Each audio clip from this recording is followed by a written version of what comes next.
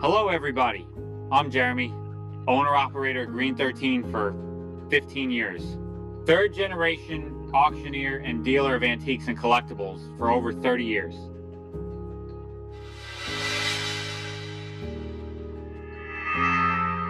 We are Lysandra and Tony from ilovediscounts_com. With 20 years of experience across brick and mortar, Amazon, eBay, and whatnot, we have built, broken, and rebuilt resale businesses, so you don't have to.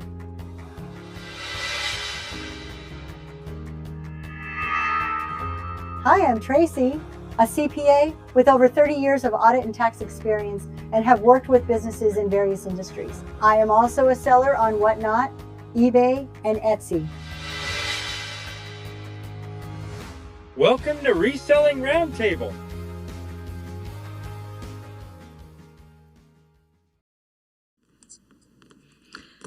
Welcome to the Reselling Roundtable, everybody.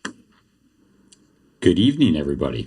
And we get to talk about, and this is my favorite part now, we get to actually talk about eBay and compare it to, whereas every other opportunity that I get to do a chat show is on Whatnot, and I'm kind of restricted from talking about eBay. But yes, we're talking about comparing eBay to Whatnot, and I think deeper down, if you kind of dig more into that, it's going to be more of a conversation about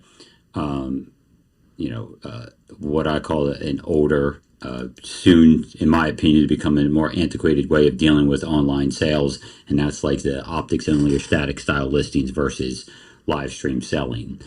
So, and that is exactly my perspective on it, is that we're in the midst of a huge dynamic change that's going to fundamentally change the principles behind how the valuations of products are going to be determined through live stream selling in comparison to attributes that have been used on static listing platforms like eBay. And as far as comparisons go, I've tried eBay Live, which is a shell of a selling platform for live stream options. In my opinion, now it's been a little while, but I still think that eBay is going to be stuck in the rut of their history of being in static listing world, and Whatnot is going to stay at this forefront, in my opinion. And all that comes down to a colossal one attributing factor, and that's timing. They managed to hit everything at a perfect time in history with going to this type of option during the pandemic era. But I don't want to get off too far of the core topic that we want to talk about tonight, and that's, I believe, comparing the what's better or what's most beneficial to you as a seller, whether it's going to utilizing the static listing principles, which yes, you can do it in Whatnot. And I don't think if anybody knows who I am, what the side of the fence I'm on with this entire perspective, and that's the live stream principles. I don't know really where else I want to go with the intro here. I'm going to open it up here for everybody else to start talking. You raised your hand. You're ready to get. You're chomping at the bit. Okay. I have a question for everybody, because I posed this question to Tony a couple weeks back, and I think it was based off of one of your Sunday chats. Do we really think do you really think, and this is for everybody, do you really think static platform sites we're gonna completely shift away from that type of platform? My answer to that is in its entirety no. I equate this to no difference than the brick and mortar going to e-commerce, and the dynamic shift that happened in brick and mortar is going to be the same. It's going to be colossally different, and the influence it has is going to be lessened, and the quantity of it is going to be lessened. So as a customer, as a buyer, if I'm looking for an Ellie Smith bittersweet swung vase, and we went away from these static platform sites, what does the future look like for me finding that one particular thing I'm looking for? That's just like the convenience attribute. All the convenience stores are still on, and if you notice, more and more convenience stores popped up during that shift from brick and mortar to e-commerce. So I'm not saying it's going to go away. That's never going to happen, just like brick and mortar never went away. But it's going to be fundamentally different, and the value to those are going to be fundamentally different. The value that's going to be attainable through those attributes. How that's going to pan out, I don't know. I mean, if you look at it, if I start looking at it and compare it to the convenience store principle that I just talked about, what happens in a convenience store? You charge more, right, in a convenience store. So the convenient aspects are going to be potentially, you're going to be able to charge more for the people that want that convenience principle. But there's a lot to come. We just, this is a segue into what we were talking about earlier with AI and stuff. There's going to be, and we talked about this before, integration where people will be able to sort based on what we're talking about while these things are live. And it may even be to the point where there's a total integration amongst multiple platforms that you can go on and search in something like a regular Google search, and it'll be able to take you to the live platform of the multitude of live platforms to a person that's talking about the exact item you're trying to purchase. That's what I'm saying. That's coming. Like that kind of stuff in my mind is definitely right around the corner. It's in that 5, 6, 7 year max. I would say 5 year, even less, where they're going to realize that that's going to be an attainable option. And that's creating exactly what I was talking about, where you could do specific searches, but it's still a live selling situation. And if everybody that we all know as well is creating, Poshmark, eBay, all of them, and other independent companies are creating these live stream platforms, that's soon going to turn into a ton of data for these companies to mine and take advantage of, just like e-commerce did. And all of the things that I'm going to be talking about later, as far as the experiential principles that you get to leverage throughout it, is going to become more valuable to those platforms and the data that becomes available as a result. Did I answer your question? I'm going to go with a lot simpler answer than Jeremy. Good. I don't think those platforms such as eBay in particular is going to go away due to the fact of how many sellers in live selling struggle with the pricing and struggle with the presentation, and they can't get it out of their head of the static listing pricing model and the item by item model, that they're not going to be able to make the shift. You have so many sellers not being able to make that shift mentally. They're going to stay in the eBay and they'll keep it strong. They'll keep that market in the, eBay and other type of platforms strong, just because they can't make that shift, because it's such a segregation of two different ways of selling and two different pricing points, two different markets, that it's unique to be able to either do both or go from one to the other. So I think just the pure fact of human behavior is going to keep it alive. Or will they just be left behind? My rebuttal to that is this is going to be no different than the consolidation of what happened of e-commerce that put a lot of the large brick and mortar places out of business. You're essentially going to have a consolidation because of the volume that's applicable to live stream selling is going to make it available to those fewer people that can succeed on here to absorb all the content and merchandise that needs to be made available to meet the demand of the buyers. And the people that can't shift will have a harder problem in order to make the money and get the merchandise that they need to be successful. And then you'll have that it's essentially the same thing that happened with brick and mortar through e-commerce. And we all know there's 3 huge companies that own basically 99% of all online commerce. So it sounds to me, and we've talked about this privately, before our little chats before the podcast and after, about it sounds like the major thing that they need to figure out now is how to extract the data from the live sales on these random listings. And we've talked about using AI for the audio to extract that data. Mm-hmm. And once they figure that out, that's not hard. That's closed caption. Well, it's but also they haven't figured it out yet. But it's also the company they just purchased. It does that. They're saying this is coming. If you read the Whatnot press release, this is the next step, is being able to mine data in real time from written and live feeds. So they're going to be able, somebody's going to come in and type in the search bar, Ellie Smith Bittersweet Sprung Vase, and somebody is going to be holding one up at that very moment or have one listed, for pre-bids, and that's going to get put in front of that customer right then and there. That's where Yeah, they're they're going going. to take This it to the whole live shape. auction. Yeah, this whole Yeah, shape thing. wonder who talked about that concept a while ago. That it should be made available. Yeah. No, seriously, I didn't know that that's what that was. And for anybody that's watching, we were discussing before going live that that's a good topic for a future show on here. And I think that's great now that I know that little bit of information, because that's where Whatnot and live stream platforms need to go. And that's where they're going to go. And obviously Whatnot buying this company is going to be at the forefront of it, especially if they can get it right when they start integrating it. But that just shortens my perceived timeline. If you're saying they're already buying it, I'm thinking some of this stuff's going to happen in 5 years. That's right around the corner. Maybe That's right 2 around years. the corner. That's I would right give around it the 2. corner. Yeah. So, along with all the other principles I've talked about, and we'll go into it. But this is, After, this is the confusing part to me now. Now that they're doing that, are they finally going to start relinquishing some of this directive that they keep having to push towards static listings?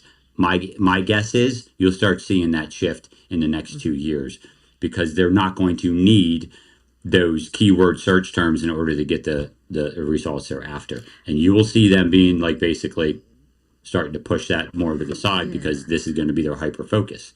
Like everybody's hyper focus is on AI result driven growth.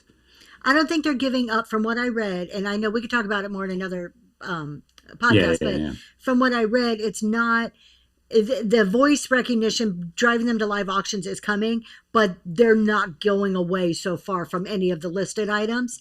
And it's really interesting. Go read the thing, and we'll talk about it in an upcoming podcast, because it's like a 2-hour discussion. Easy. Yeah, they're not going to come out and say it because they've been pushing it for so long too. Yeah. They're not going to be like, yeah, we're going to try to go away from it, just like they said about we're not yet looking to add people to replace people for live sales in AI. Like they don't want to have an AI.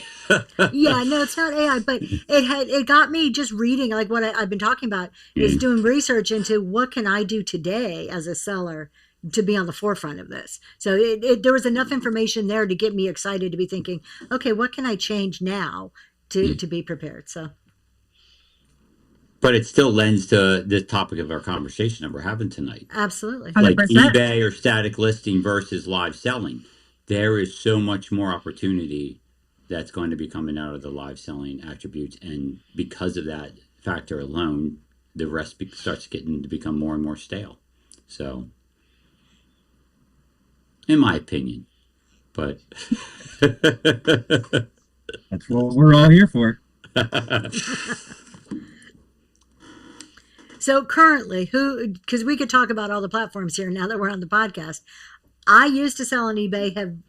I took everything down off of eBay, but for a good long time, for years and years I did eBay, but more recent, like in the last 3 years, I spent 2 highly dedicated to listing on eBay, and probably took everything off about 8 months ago and haven't listed a thing. I love discounts. I know you guys are in a completely different boat with that. Where are you? Absolutely. We were not on eBay or static platforms at all last year, and we have since got back on. And in the last 6 weeks, 2 months, and put up about 1,000 listings so far. My biggest thing is I need UPS or FedEx to put anything big on Whatnot, and there's some other things we'll get into that might help some newer sellers with the mindset, which I know Jeremy will completely not agree with, but that'll be a good little conversation for down the road too. I do want to make something clear. I don't agree with from a broad-based perspective. As an incremental option that's there to be leveraged, yes, but my view is, always be aware that, or be trending towards what is the inevitable, in my opinion. And relying on that, you're relying on something that is going to inevitably die on the vine, is my I can agree with that mantra. So when people say they're shifting to some of those type of things, I just get concerned, because then I feel like, and it depends on where you're at in your life cycle of business and all that stuff too. Because there is some time left to it. It's like we talked, it's not going to die. And like I said earlier, maybe it will become a more boutique style selling have the convenience store valuation attributes to it. But now that you're talking about what we just talked about, that almost kills a lot of that. I can agree. So At some point, yes. So we're back on static sites, and then Jeremy, what is your status? we how do I want to put this? There's some static site exposure. We have stuff on Amazon, we have stuff on eBay, and then there's like stuff on Macari. Shane puts stuff up on there from time to time. Amazon is literally like old inventory that when I have the time, it's just going to come down. I'm just going to shut down Amazon and take all that inventory and blow it out either at a market or send it to auction or something. It's like new, now it's getting to be more titled new old stock, like Nerf guns and stuff. There's so much of it in your warehouse too. It looks like a whole lot. It looks like a whole lot, but it's not. Yeah. It's just spread out because we have the space.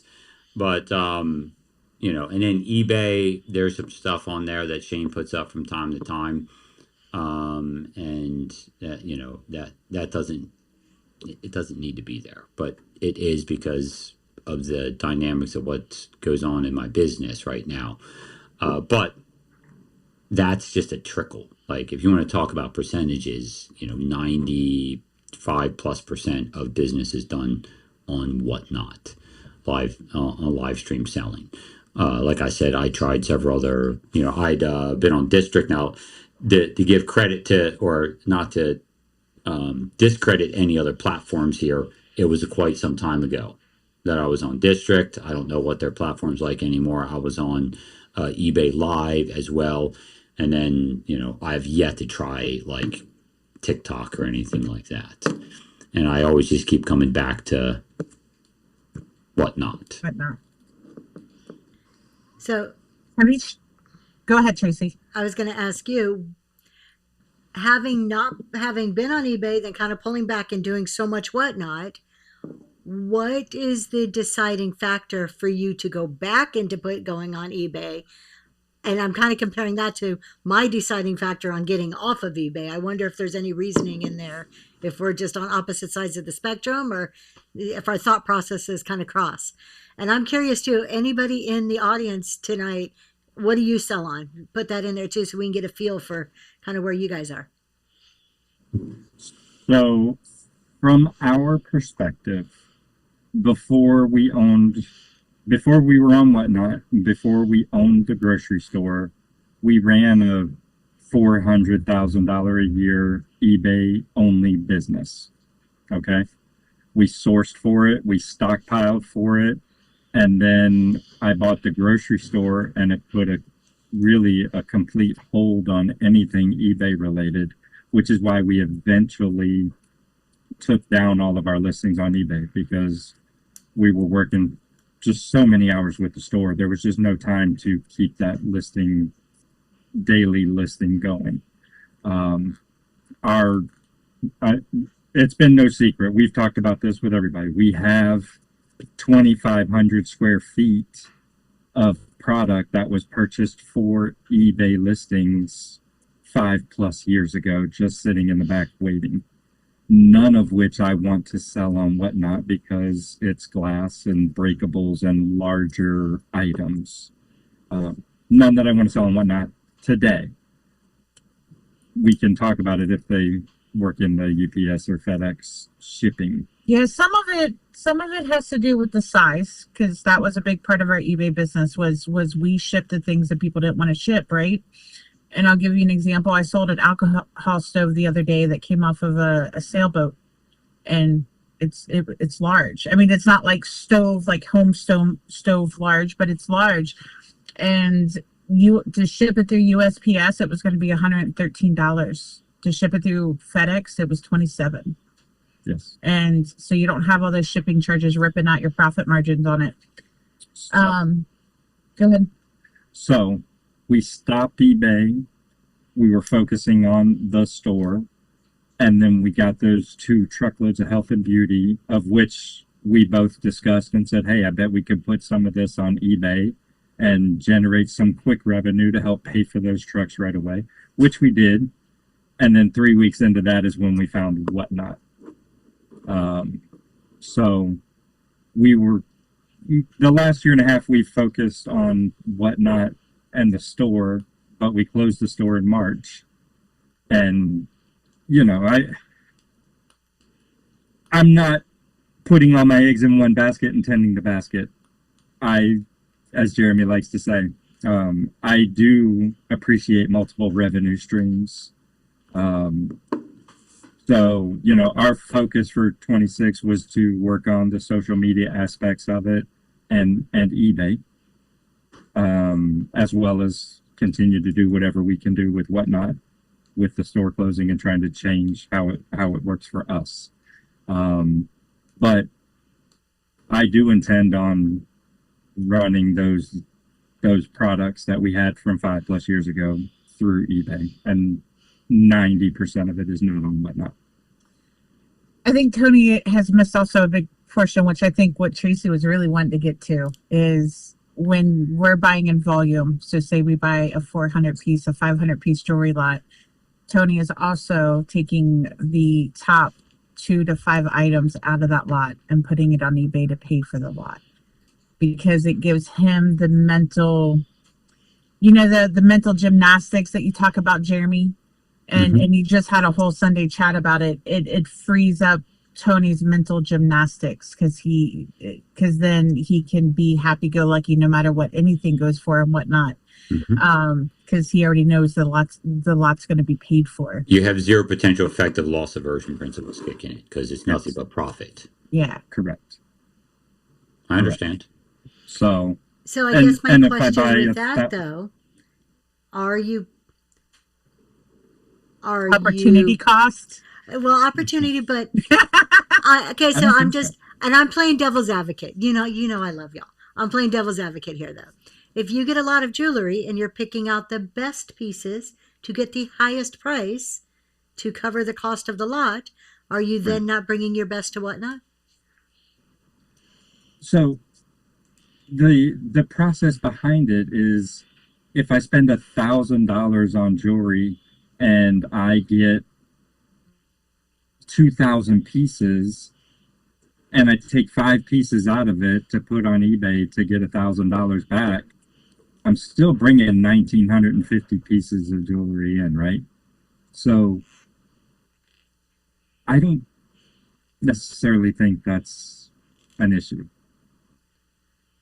I can't see where that 5-piece item set is going to make or break the Whatnot business.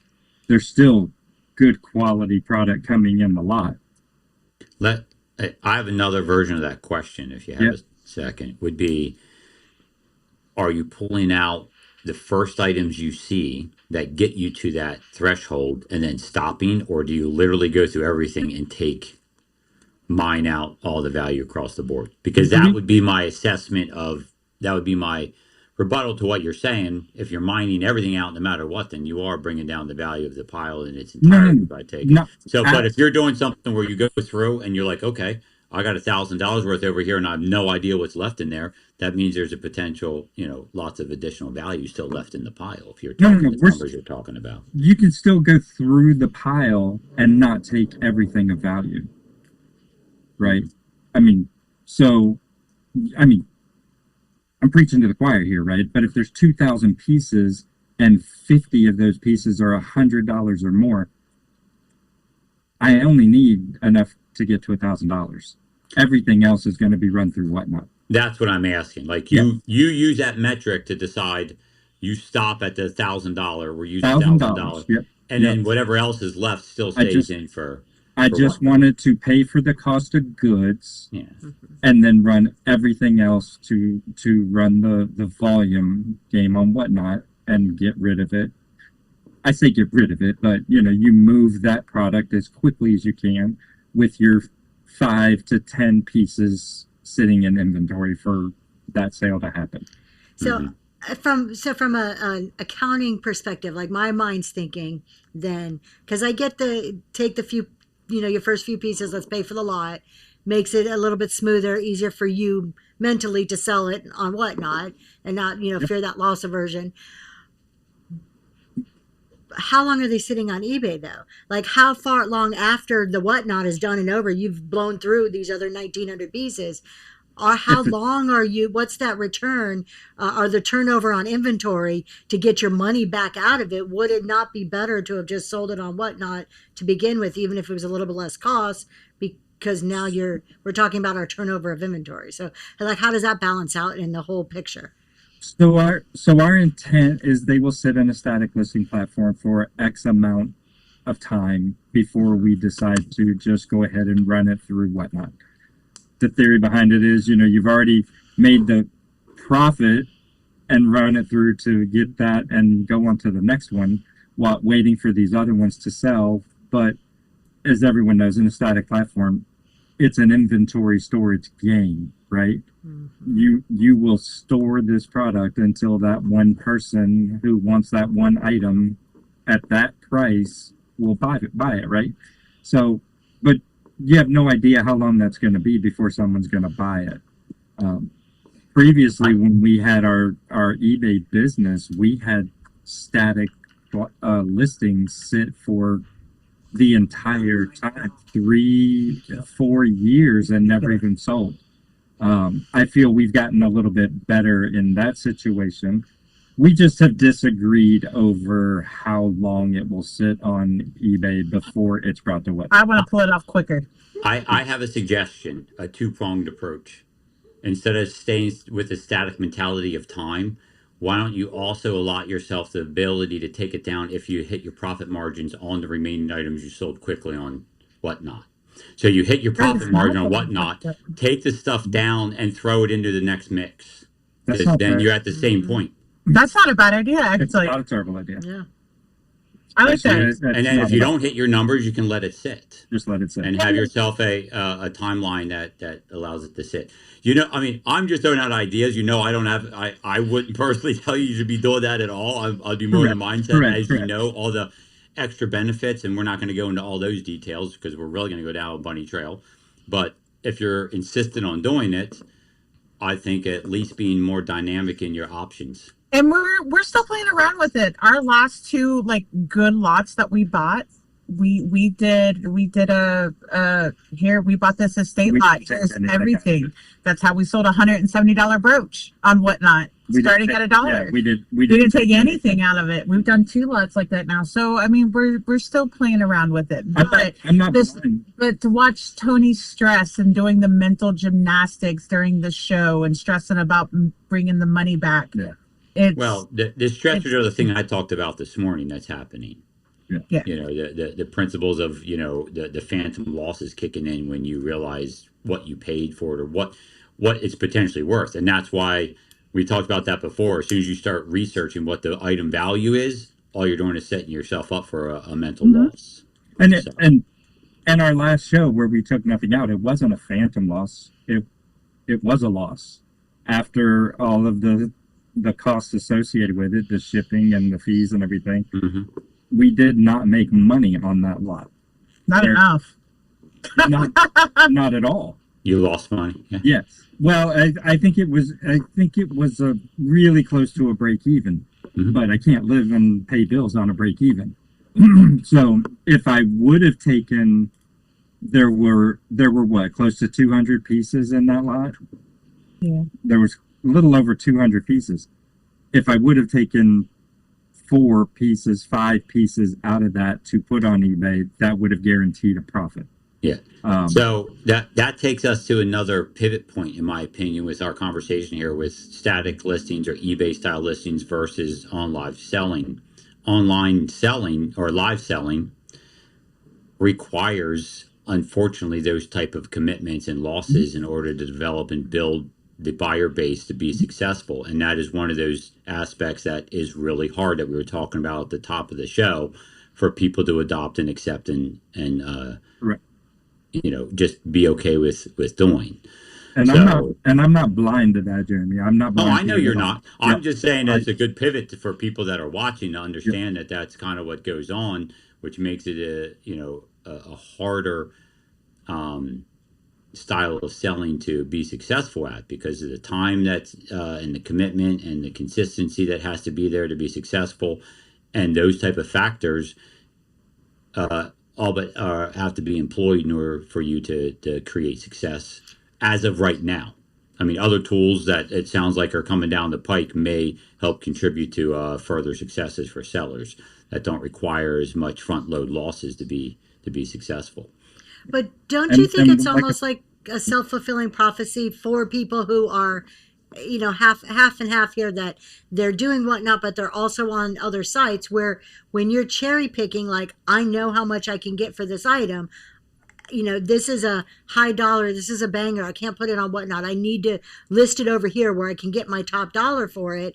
Thus, then the inventory they say for whatnot is the inventory that is not top dollar inventory. Then they say I can't make the money on whatnot because they're not bringing the good items to whatnot, increasing. So it becomes this cycle and this self-fulfilling prophecy of no, until you bring some of those high items to whatnot, you're going to stay in the rut that you're in.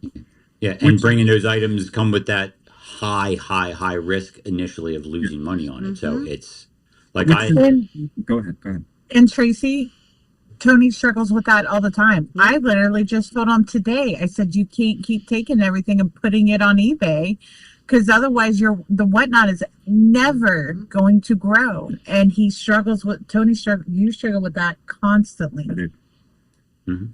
I mean, yes, I do. That's a hard, I mean, to his point, that is one of the hardest elements, especially when you spent years where your profit is molded and influenced through that concept of selling on. That's what everyone does. That's one of the static listing sites. That's what you did. You would go and buy stuff, and you would pick out the very, the curated items that hit your dollar amount threshold that made it worth listing on there. Yes. That was part of the research. Yes. That was a huge, and that's where a lot of value for people came in, was that research value, the knowledge value, and that's hard to let go. It is. It is, and it's fine. And to go back to what Tracy said, we have seen lots of sellers pull all of the good product out and come to whatnot with the low dollars, just the leftovers. That'll never work. We have seen that. We have watched that happen, and it is a detriment to your building of a profitable show on whatnot. I am not looking to do that. I'm looking to just take a very small subset and run everything else. Trust me, if I was doing it that way, I would literally continue to come to whatnot with dollar necklaces. And that's not what I want. Yeah. To me, that was one of the turning points in my whatnot business, was the realization of just forget about the static site, bring it all to whatnot, let it speak for itself, and bring up the prices of the rest of your items. But it took a good 2 years for my mind to get to that place of being accepting of that. Yeah. I did the same thing. I have a business partner that pretty much had to not be involved because that hurt his brain. Like doing that, I mean, that's because that's what he did in our business. He was the person that did tons and tons and tons of research, did tons and tons of listings. That's how the entire business got started that we are in right now. So that was an ingrained mindset that was hard to break away from. Yeah. And when we would be selling together and something would sell and it wouldn't bring a dollar amount he felt was, in comparison or of a certain percentage, tolerable percentage, it would change the entire dynamic of the show early on when we were first selling. Yeah. And I had to do a lot of work to retrain my brain. Me, the way I retrained it was doing more research and diving into the things that I like to read about, so I can figure out how my brain's working, so I can be self-aware of it, and then have, principles in place for me to, redirect myself away from succumbing to those. I still do. I mean, I've talked about the other day that show I did. I completely fell victim to those principles. You're not going to not have that happen. But the principle of understanding, that you're going to be losing money on stuff that's a hard thing to do. And not but once you grasp that, it brings up that once you grasp the thought that it brings up the prices of your other items, it becomes really fun to do. It becomes this, how strategic can I be? Where can I place these items in the order that I'm showing them in? It becomes a game to me now at the beginning of a show. I'm like, okay, how am I going to do this? I think it gets exciting once you can wrap your head around it. Yeah. And I also feel if Lysandra and I were in a better financial situation, I could definitely let go of it a little bit. But with what the store did to us last year, it's been very difficult to get over that hurdle. I give you a hard time all the time, Tony, but I know what you're talking about. When you go through financial hardships, every dollar counts, so every lost dollar hurts 1,000 times more. 1,000 times more. 100%. I know. It does. And you can sit there and understand the principles. It just makes it, there's. He was so mad. We just did a silver show, and I put some of our best silver items, a Zuni brooch, a signed Zuni brooch, and this antique hat pin that God knows how old was. And Tony's like, I'm not running that. I'm like, watch this. And I already had him pre-listed. He didn't even know. You're like, I'll pull a Band-Aid off for you. But I literally took $8,000 worth of eBay listings that should, based on our first, and I'll talk numbers here for a second. It would have been like $8,000 estimated on eBay listings. Compare it to our first silver show, which netted, right? 1,800. That was the net, or was that the gross? I'd have to go back and look at it. So we'll just say it grossed $1,800 for 70 items.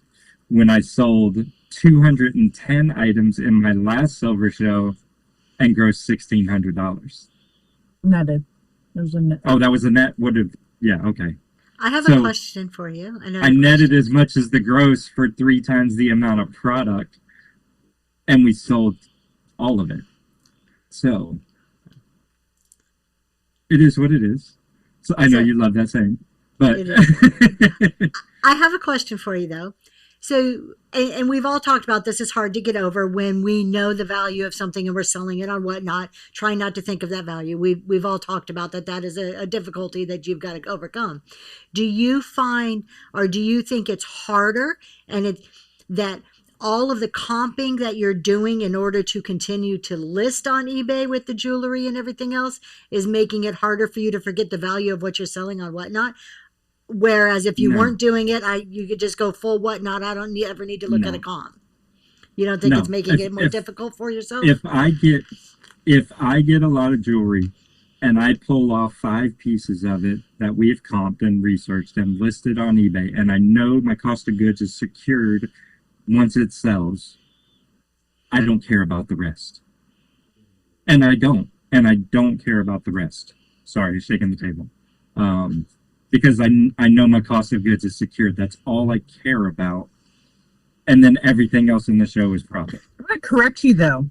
When we started on whatnot, we did dollar strikes from the get-go, right? Yeah. Max shipping, and because the way we looked at it is those health and beauty truckloads we had already paid for from being on eBay. Mm-hmm.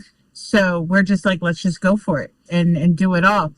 How many times did you get mad because you sold $120 face cream for $20 on whatnot? We're also talking 18 months ago, and I had to learn. How to be okay with it on whatnot and move the volume. I did it, and it took months. I'm not gonna lie, guys. It took months for that mindset to just say, okay, it just is what it is, and we're just gonna sell them dollar starts, and I don't care. It took months, but I did get there. But yeah, in the first 6 months of it, sure, 100%. I'd take a Charlotte Tilbury, which I could have sold for $80 or $60, and get $20 for it on whatnot. I wasn't happy. I wasn't a happy man. The beauty is I wouldn't have known, because, like Yes. Tracy was saying, Well, wouldn't have I done would- I didn't- research. The problem would be that we had a pretty decent community in health and beauty, and after the item sold, they'd be like, "That's $120, Tony." Yes. And he's like, "Don't tell me that." Yeah, that's Oh, right. I don't- It's like, I don't need to the know that, bro. answer is that's not $120. It just sold for $20. That's exactly what Yeah. And I that, think- and that was yeah. our response. And that's But been the one next of the, time I saw that one come through, I'm like, oh, there's $120. What's it going to sell for today? Oh, $18. Even better. Fantastic. Yeah, well, did you end up doing research to know if the statement of $120 is even accurate? Well, then you're letting Some of it. Some of it, you're yes. letting phantom anchors affect you. So yeah. in my defense, a handful of those, yes. But we already knew the value of a lot of this product because You We did. sold it on eBay. we sold it on eBay before we started on Whatnot, right? So yes. My question is, all this talking, I don't want to get too far off the main topic of the day, of this evening, is would we all think that the strategy would be to almost do a product reset of sorts and bring, if you're going to explore live selling, almost explore it in an entirely unknown or unfamiliar product category, or stick with the category but different products than what you've already been used to dealing with on a static listing site in order to open up those or be less influenced by those principles? Do you think that would potentially work? So you talk a lot about fall in love with profit, not products. Oh, yeah, and yeah. I love that saying. 100%. But if you go into seller support shows, typically the advice given is to sell what you love. And if you love it, then you already have that. You already know what items are theoretically worth, right? Yeah, and so you that's cannot- what I'm saying. Don't follow that advice. Do what I say. Go find something. Do you know that's- how hard it is to get people to sell what they don't love, though? See, and I don't We're agree not all with. natural born salesmen. I don't agree with either one of those statements, actually. yeah, and Let's hear it, Tracy. I say sell what you could be excited about, not what you love. What you love, you get too emotionally attached to. You comp in your head too much, so you fall into that trap. Getting excited about the profit, from a personal perspective, has never worked for me. I've tried selling things that, by all means, could have made money. They bored the hell out of me. I didn't care how much money I was making out of it. I couldn't sell it. I couldn't sit there for another hour and do it. So for me, it's sell what you can get excited about. That's how I view it. then I'm just lucky I get excited about profit. Profit. Yeah. So I must be lucky in that attribute. But no, I don't disagree with that. If that's not the avenue you can take and don't have that mindset, then yeah, find something. And I think you could, and you've done it. Tracy, you found stuff that you can get excited about, but it's not something that you have the particular items have a passion behind them. You know, like it's not something you're going to start collecting or start a whole, drive down the information highway to figure out every little bit about them and the potential I value. disagree with that a little bit. Display cabinets that she keeps the collections for a little bit, and then she's like, "All right, it's time for a change," Right. and puts See, it I'm on just Whatnot and starts a new collection. So listen, hold on a second, Jeremy. Vintage decor is a broad category. Yeah. You can love a little part of it and things that she can get and put off to the side and look at, and happily sell the rest. But I'm telling you, I've been to Tracy's house. There's a nice little subsection of things she has collected over her time of selling. It's there. Yeah. Is it across? There's no like rhyme or reason to the stuff that you're keeping.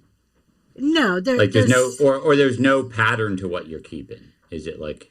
No, there's No, like I there's love milk pattern. glass. Like I have a nice, good display of Okay. milk glass. But that's Like, what I'm talking about. specifics. Okay, you have I'm talking about the difference between excited and passion. Maybe we should use those terms. Yeah. So you've been able to get yourself excited about different things that you don't have a passion for and don't start a Oh, correct. collecting.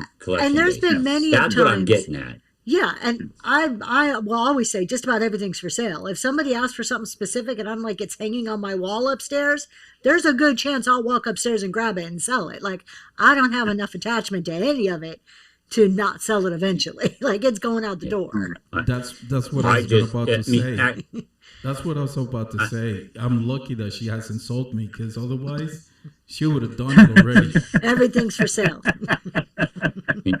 There's no denying that if you sell what you love, it's going to be more complicated for you on this platform. I will say though, Tony loves glass, and we've even had the question in our show, why are you getting so much for glass jewelry? It's because Tony loves it and he talks it up. Mm-hmm. I wish you could learn to do that about stuff you didn't love. But the beauty, now there's a perfect thing what I'm talking about. Finding something that's not in your wheelhouse but has some parallel attributes to it so you can talk about it. You don't love jewelry, but when you find jewelry that has glass in it because of your actual passion for glass, you can utilize that to leverage the value of the jewelry then. 100%. That's what I'm talking about. So if we go back to my initial question, would you think that that's an avenue that people could take to shortcut their success? I don't know. I'm just throwing it out there to everyone what their on-the-spot perception would be, or ideas or thoughts if you were to restart at some point in time on Whatnot, if you were just given a bunch of stuff that you were not familiar with and go on there and sell. Do you think that would help your mental mentality and mindset for success on here? I'm about to do it again with clothing. Yeah. Well, it'd be a perfect yes. experiment. I agree. I think. He's already talking about taking stuff off of eBay for clothing, and I'm like, no. Leave it alone. Damn it! Yeah. Leave it alone. You find a 1980s Metallica T-shirt in there, you're gonna pull that crap off. Run it. Yeah. No, I won't. That just defeats the whole purpose of what we're talking about, and potentially leveraging the principles to success on live stream. I have to agree. I would say if I could start Whatnot all over again, going into a category that was just fresh and clean and I knew nothing about, and I can employ all this stuff that I now know and just go and sell, I think it would be amazing. Yeah. I think it would be easier. It's so much easier when you don't get hung up on that static listing prices, concepts, theories, and you could just apply all these thought processes on something you don't know and go and do it. I think it would be a lot easier. Because I fell into it. You know me. Yeah, when I tried to go into jewelry, I fell into it. Well, I know what this is worth, and I've been there and I've seen it and I've paid this, and I failed miserably at jewelry because I got stuck in all the same thought processes that I keep telling everybody else, don't do this. Mm-hmm. Yeah. And again, I feel our financial situation is a lot of the weight of how we're doing it, what we're doing. Mm-hmm. If I'm sitting here and I'm flush and things are running fine, I'm totally happy running everything as quickly as possible to make 20% to roll it over into the next one. Unless it's breakable. Unless it's breakable. I'm not really a big fan of shipping volume of glass. So when UPS and or FedEx comes, which it will, on Whatnot, you'll start putting more of that stuff on Whatnot? Is that what you're saying? Yeah, we've kind of talked about it, and I believe that we will do some. No, but not. No. So let me correct this. Yes, by all means. Once we get through sold out of our old inventory, our plan is to not really go heavy into large items and breakable items. And while there will be some, I've talked to Tracy a lot about my Lux at Lunch and bringing that back and how I want to bring it back to leverage it and with dollar starts and things like that. But and because I like to sell glass and vintage, but I don't want to do it in volume. But how do I create a successful show without having that big volume? Anyway, and you said it the other day, you changed your product to fit the platform. Correct. Mm-hmm. And my mindset. And yes. I do not feel that even if they bring UPS or FedEx, do we really want to be shipping 100 large ass breakable things? Sorry. large breakable things every day in a show. I don't. And I don't. And it's not even 100. I mean, Tracy will do up to 100, but in our type, we're talking 200 or 300 in a show. I don't really want to ship that much breakable. Simply Smarter Shopping, since we've started doing the static listings on other sites, we obviously cross list them, right? Not all of them. Bigger items stay where they belong with the better shipping, but we have surprisingly sold quite a few items on Whatnot in the marketplace at eBay prices, because we don't change the pricing. No. Even more funny, on Whatnot, there's no free shipping in the marketplace. So actually on Whatnot, they're paying more than what they would if they would have went on our website, which has free shipping, or on eBay, which is free shipping. Quick plug, if you go to I Love Discounts don't and look to buy something, don't get it on eBay. I'm on YouTube. I can say whatever I want. Thank you very much. Because they'll save money. Because you'll save money by not paying the shipping. Way to plug that costs you more money. Yeah. I don't care. Wait, we just talked about how you do care about losing money. I put it at a price I'm good to accept on the platform. I'll sell it. Go ahead, Tracy. Sorry. I was going to ask, do you think that's convenient? So you're saying you're selling stuff out of the bin and Whatnot that is higher than eBay, or same price, but higher once you count shipping. You think that's just convenience because they're already in your show and it's just convenient to do that? Versus it's not even in our show. It's not in our show. We do not sell bin items in our show hardly at all. It's the marketplace. It's the marketplace. Like, I listed some stuff and I went to bed and it sold overnight. And almost none of those are any of our regular customers. It's No, just they're somebody who searched something, found it on Whatnot, and bought it. So while I'll load stuff in our bin during a show, I don't advertise it, because I know if they're in there looking at those bin items, they're going to miss what we're auctioning, which then devalues what I'm getting for the product. So the bin in our show does nothing. No. Nothing. So I'm interested in that. I'm kind of curious now how well people, I don't know if anyone else in the chat here has explored more of the marketplace and had any success as far as, sales happening at a decent pace. Like, I'm curious as to the time frame in comparison to eBay, how quickly things are selling in the static. Oh, no, it's... there's not a comparison. There's no comparison. Okay. All right. So these, what you're talking about are just kind of like little one-offs here and there. And in the 1,000 items that we've listed, we might have sold 20 items from the marketplace over the last 2 months, but I've sold 400 on eBay. No, we've only sold about 225 on eBay.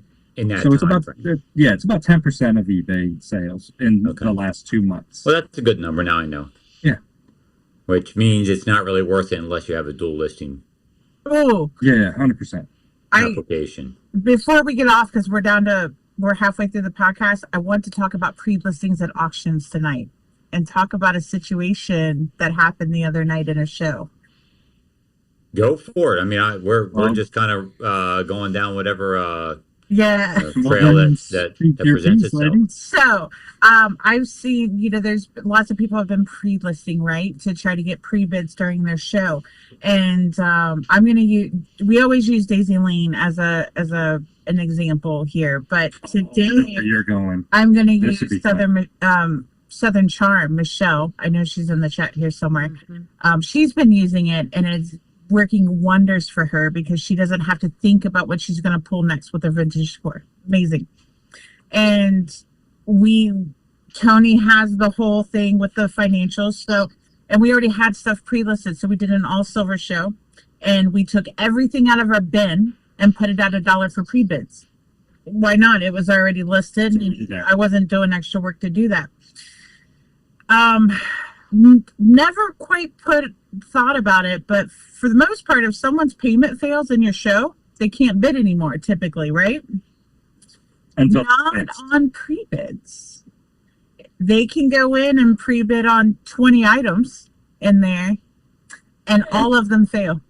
And still bid when the auction is running. No, I don't think she. I watched her. Okay. I watched her. Because she had already put a pre-bid in. She'd already put a pre-bid in. She can swipe. And she did, and she swiped. And we had several payment fails at the end of the show, at which point we do something that we've never done, which was we had 10 minutes left before our show was over. All 4 of them were still payment fails, but our goal was to sell out the silver show. So Lysandra handed me the 4 items and said these were payment fails, rerun them, of which I did. Our fault. We shouldn't have done that. Yes. Of which one of those... She was in the auction when that happened. She fixed paid the for one payment. of them. Yep, she fixed one of the payments before the end of the show. And, well, I canceled it on her. And there was quite a bit of words on the back end. Yeah, but none of that matters. I just want to make the point that if Yeah. you're doing a pre-listed show, that someone can bid on however many items they want to pre-bid on them, and if their payment fails, and they have the highest bid, then you could end up with a lot of payment fails. Yeah. So what you're I saying never is even when thought about trolls, that. when trolls figure this out, there's going to be a potential problem for some 100%. people's shows where Maybe. a troll can wipe out the entire show if they want to. 100% with all payment could. fails. So what I'm You hearing do one of those. is don't pre-list. We will probably not Yeah. pre-list Hey. any more shows ever. She already turned off the pre-bids. You already know I'm not into pre-listing, Yeah. but I'm also not into knee-jerk reactions because of an isolated incident. Correct. So, I when I don't feel pre-list, no, that- but how many items did we have up for pre? So we ran over 200 items in that show, We and had I think we had like 50 50 or 60. in up for pre-bid. And I really only think there was one item that it helped having it pre-listed. Just one. And that was with Jody. God love her. The hat pin. The hat pin. But in all honesty, based off of the pricing we were getting for the other items, because it wasn't like we put the highest stuff in there, it just what was already in our marketplace, right? So some of it was low value, some of it was high value, and based off of the random pool auctions and those pre-listing, I don't see where it really helped that much. Yeah. I've got a pitch in here because I've been all over the board with pre-listing, doing randoms. I went for the longest time pre-listing, then I did randoms, then I did a mix of both. More recently, I went back to, I'm going to pre-list everything. I'm going to see if there's truth in this. Honestly, I watched Daisy Lane and I thought, is there truth in this? And I'm willing to test. That's why I was willing to test it out. I'm like, is it the fact that we're pre-listing? Is it the fact that we're pre-listing in an order that we're determining to be the best order? What is it? And it wasn't so much the pre-listing. And I have to say, I immediately saw an increase in my average order value. However, then I got to thinking, is it really the pre-listing? So my last 3 shows, I have done random. And I am still seeing my average order value climbing ever so slightly, but it's climbing. I don't think the pre-listing, it's only been a few weeks. I'm going to keep doing it. I don't think it was either.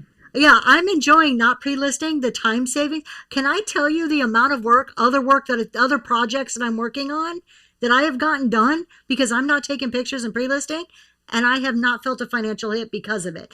So I'm playing with it. I'm experimenting. I'm doing the Jeremy thing. I'm testing things out. I'm pulling data from it. I'm analyzing it. So, honestly, I don't necessarily think it's the pre-listing. I think it's everything about Daisy's show that changed. Right? Mm-hmm. I think maybe it was a small piece of that percentage, but I think it was the entire show. I don't need to repeat myself. I don't think so. I do want to address just one quick thing in here.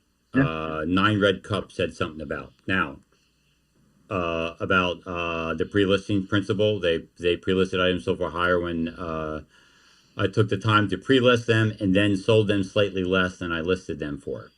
But they still sold for more than they would have just at an auction. Now, that is exactly what we're talking about. It's the principle behind what you did, and you can employ a different comparative-based selling strategy to accomplish the same thing. what you did is created a anchor of value in there and then gave a discount to it, which is going to be a strategy.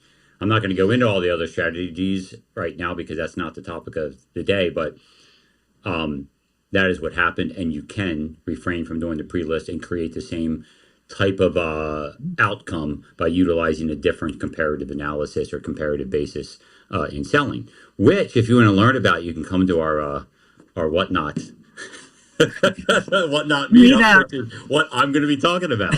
So let's plug that real quick since he brought it up. Pennsylvania meetup.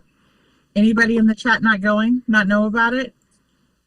Zoe's Treasures is hosting a Pennsylvania meetup October 3rd. All four of us are speaking. Jeremy, Tracy, you're doing your build system, build business. Tony and I are doing a shipping workshop. You also have I'm going to get it wrong. Thank you. Deneen. And then you were talking about another speaker. Lots of education. Go ahead. Plug it. I don't know why I'm talking. Why are you? You're like, Tracy, plug it after I'm done plugging everything. let me tell you about it all. But Tracy, plug it. Lysandra has given you most of the details there. 9 to 3. Tickets are $28. You can buy them on Whatnot. It's October 3rd. She named all the speakers, but we do have one yet to be announced. So we'll go ahead and tell you now. This is the first announcement, but Abandoned Treasures Reclaimed is going to be there as a speaker. So Jackie and Quincy are going to be coming. And Jackie and Quincy. Yep, going to be speaking on storage units. So we have a wide variety of topics. We're going to have a general session. We're going to do a few breakouts. You'll get to go to a couple different breakouts, hear from, whatever topic interests you the most. There'll be a lot of networking there. So it's going to be a really good day. October 3rd. It's going to be fun. I'm bringing sumo wrestling suits. And if it's not fun, just bring your bottle of liquor of choice and we'll have fun together, okay?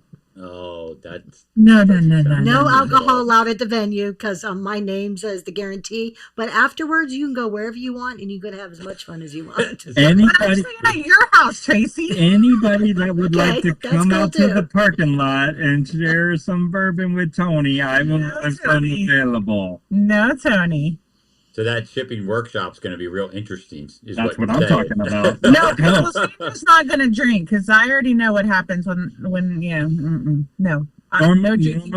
Normally, I am taking care of my wife. I think I'm going to have her take care of me this time. No, because I'm going to be shipping workshop. What did I get workshop. myself into? This starts at 9 in the morning, right? We're not talking like, mimosas here. Get the day started right. I'm just joking, everybody. I'm joking. Oh my goodness. Anyway, okay. So back to the pre-listing. In my opinion, it didn't add any value, at least based off of the 210 items we sold in that silver show. I really don't. I think on one particular instance, I know that I sold it for more than what I would have because it was pre-listed and a particular person could find it. Plenty of time to pre-game. Yeah, I'm not finding value in pre-list. I don't want to say I don't want to find value. Because when I pre-listed, I immediately saw an increase. But I think it was also due to other factors. And I've said this on my shows. You know what? It feels amazing. It feels amazing when you're about to go into a show and you pull your show up and there's pre-bids and you get these warm and fuzzy feelings and it's like, oh, they like me. They like my items and it feels wonderful. But is that really worth the time and the effort? For me, I'm leaning more towards the no, it's not really worth it. So, and if they do all of this AI and extracting that data out of live chats, then again, that just what any benefit you get from that pre-listing, it's already being done for you through a random listing. So I'm going to do a little, no, I won't. I'll keep it from the "I told you so" type of principle perspective on this. You totally told me so. Yeah, I admitted it in a show. I know, I did, and I've been telling everybody this that the changes are coming and they're coming fast. That's going to kill it. Yeah. They're using it now for their personal advantage, and I've said this before. The static aspects of the ingrained live selling platforms that are being used is just to go backwards and capitalize on what they have to have perceived growth that they're going to shift away from, when modern technology is a lot for it, and it's already here. They just bought the company that's basically telling you where they're going, which is where they should be going, and it's going to all but put an end to needing the necessity to put the items into the bin or pre-list them anywhere in the shop or the marketplace, they call it, or the bin. Realizing that this is coming down the pike, my suggestion to everybody understanding this is probably get better at articulating the information you want verbally, because that's whatever is going to bring more people as far as search results go. Ooh, that's going to suck for me. Yeah, because Tony's response is, I don't know. I don't know what this is. Yeah. I mean, I do that too. I'm not worried about it. I'm just saying, if you have that mindset, that is your shift. If you're the static listing mindset, your shift is going to be, I got to be better at articulating then. Yes. Saying, being more informative. And personally, I think that starts bringing some value back to the people that would have been discounted if things progressed just the way they have been. I still think it would have overshadowed the static listing aspects, but the people that have that knowledge base and wants value to their knowledge base will regain some of that value as a result of these type of search results that can happen with, the AI. But then we go right back into the mental gymnastics of that person knows the theoretical value of that item. No, I'm talking about more of bringing value to their knowledge. No, because people have a bunch of value to their knowledge, not just the value of the item itself. You still, the psychological principles that I've talked about before about, hitting that downward spiral and that the bidder resistance and stuff like that. If you start trying to push pricing on the people because you're not getting what you want, but the value will come and people will see it when they're talking about the item. Like we just talked about Tony being passionate about jewelry with glass. People have to work better at finding those attributes to talk about, because it'll be searchable, live searchable. Exactly. So 9Dime says in the chat, learning how to be entertaining while repeating keywords, and that's it. So let's take your Ellie Smith swung vase example. How many times have you seen this type of somebody selling? They would hold up a bittersweet vase, and say, "Look at this baby. Look how gorgeous she is. This is so beautiful." Well, instead of that, it's, look at this gorgeous bittersweet vase. Like, you've got to use those words in there more often so that the AI can then link onto that and bring them to your show. Yeah. So we're going back to SEO. Let me ask this question. Verbal. Yeah. Let me ask you guys this. If we don't know what's going to happen, right? But my mind immediately went to this hypothetical. If you're going to use AI to extract the words that are coming out of my mouth to bring people into my show based on what it is I'm talking about at that time, but I'm also running an item every 15 seconds, isn't it a moot point? What brought them in is not necessarily what they're looking at anymore, and might it piss off the person because I'm now not selling, or I've already sold what it was they're looking for? No, because the understanding is that your searches don't always get what you're looking for, but it'll still bring people in a room, and then essentially like the umbrella effect of you selling that, chances are you're going to have other stuff they're interested in because they'll have a parallel interest in, let's say, swung bases. But how many people selling glass have this nice 25-inch bittersweet wide mouth swung base? Tony, think about it like this. So, let's take a glowy glass show. So I do a glowy glass show. And of course, not just each individual item, but at the beginning of your shows, when those first few minutes are going to be critical. I'm sorry, but 20-minute Tony Talks are going to end up hurting you. It's those first few minutes of, hey, everybody, welcome to the Glowy Glass Show. Today we have uranium, cadmium, manganese glass. We have this, and I'm using keywords at the beginning, kind of indexing my show. So the next 30 minutes, hour, if somebody types those words in there, Whatnot's like, look, Tracy's show's running right now, and it's hearing those keywords already spoken, and it's going to start making those connections. So in the item, but also in your general speech, particularly at the beginning, so you're kind of like setting a bookmark or setting a placeholder, for the rest of the time you're on. So your Tony Talks might not might not hurt if you were more intentional about what you were saying. The Tony Talks. That could also, do we say that maybe curated shows, there might be something more to curated shows then? It's going to be, instead of a curated show, it's going to be scripted. Yeah. You'll literally have people that will be able to incorporate some elements of a script into their selling, which, if that becomes a good viable option, guess what that potentially brings to the forefront for people like us that have been looking for employees to sell on our behalf. Trainable you system. Could actually start trainable, became in a develop a trainable system for script-based sales that capitalizes on that attribute of live information. But I want to go back to where I do think the lack, not just Tony Talks. A lot of us do this. We spend a couple of minutes. Me, I'm not into small talk. I'm selling within 2 minutes. But that talk at the beginning, it's also going to be linked to activity. So the inactivity for the 20 minutes is going to hurt you, even if you said the right words at the beginning. I think it's multi-layered, and it's not just the right words. It needs to be the right words. And we already know activity is one of the driving forces right now. Yeah. That's explained. Didn't Whatnot do a blog post about the first 15 minutes of your show are the most crucial on driving it in the algorithm? I thought so. I thought they did. Yeah, I think they did. They did. I'll have to go look, but it sounds familiar. I blow that first 15 minutes out of every show. I don't care. I know you couldn't stop talking in under 15 minutes if you tried.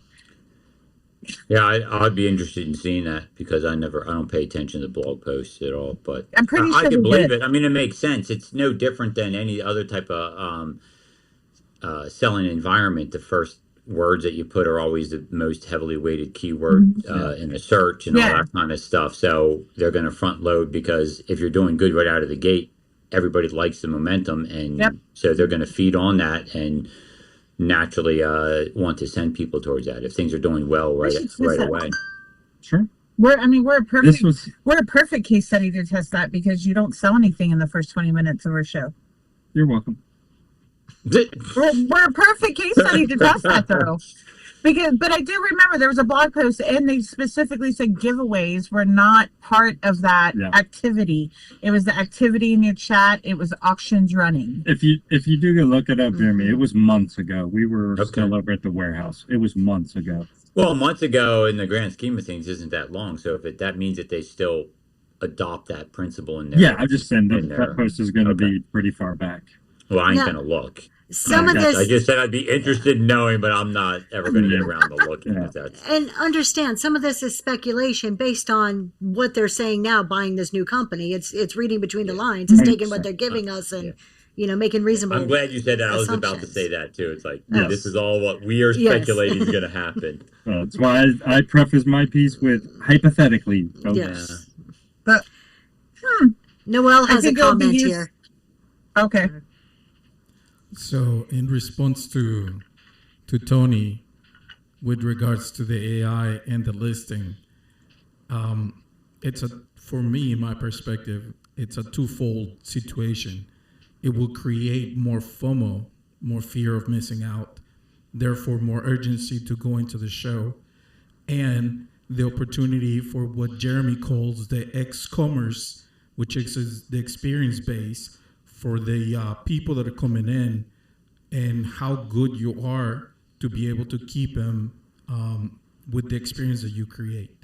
So I think it's a twofold event in there. Yeah, I mean, I understand that, but it's just another layer on the existing principles of people swiping through the room. Can you hold them when they're in there, right? Or they just swipe in and out. But you still have to get them in. You still have to hold them once they come in and get them to stick around for a period of time. That then the AI thing is just going to bring them in based on hypothetically keywords. So, but you still have to do all the same principles to keep them. Absolutely. I mean, I have no idea. The phrasing could be, they could go all sorts of ways. They know what your buying and bidding habits are, what the amount you buy, like we talk about discovery. If you're saying certain things that lend towards like faster sales, and that buyers, they're going to gear your sale towards them based on their inquiries. Yes. It may not just be the product that they're typing in. It may be their buying behavior that gets the people there, which overall, in my opinion, is going to be beneficial, because then the experiencing I'm talking about would be able to be capitalized on, because they're driving the people that like the experience you're providing based on how they. I don't know that I necessarily agree with that. What, again, it's hypothetical because we have yeah. no idea. But what if they're pairing people who are more willing or apt or historically spending over $100 per purchase directly to Jeremy's room, and pairing all the $20 and unders to Tony's room? Yeah. Now I'm perpetually stuck in a $10 or less average, because none of the higher spenders are getting shown who I am and bring them into my room. Stop putting your best shit on eBay, and maybe you'll sell stuff for over $100. That's given that it's only one. That's given that it's only one element. That's the same as, again, yes, I know, but I'm just. That's the same as you guys should know me at this point. I'm going to throw out those little things. But right now, I just want to clarify, because right now in discoverability, it does analyze buyer behavior. It talks a lot about how it's analyzing what the buyers do.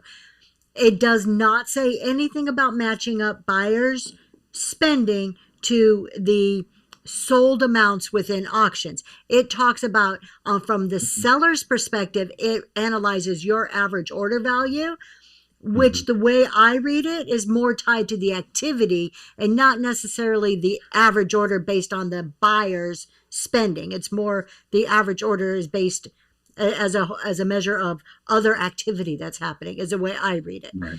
So I would, if it goes to the route of they're matching up people by what they're spending, it's going to push smaller sellers out. I think that's detrimental across the board. I don't think it would go to that extent, because it would hurt people who aren't selling in the high dollar ranges. And we went off on the price aspect, and that's not really what I wanted to really take into consideration. It was more of the pace at which you're selling, and you can tell that by the words people utilize, the frequency of how quickly they talk, all that kind of stuff. AI is going to be able to pick up on and send people that like those type of sales environments. Yes. And that's less monetarily based and more environmental based, more experience based. So, but I'm never going to think that they don't take into consideration your spending habits, because that's how they capitalize, because they're not going to push shows in front of somebody that on a regular basis buys $100 and $200 and $300 items into a show that their average order value is $20 and $30.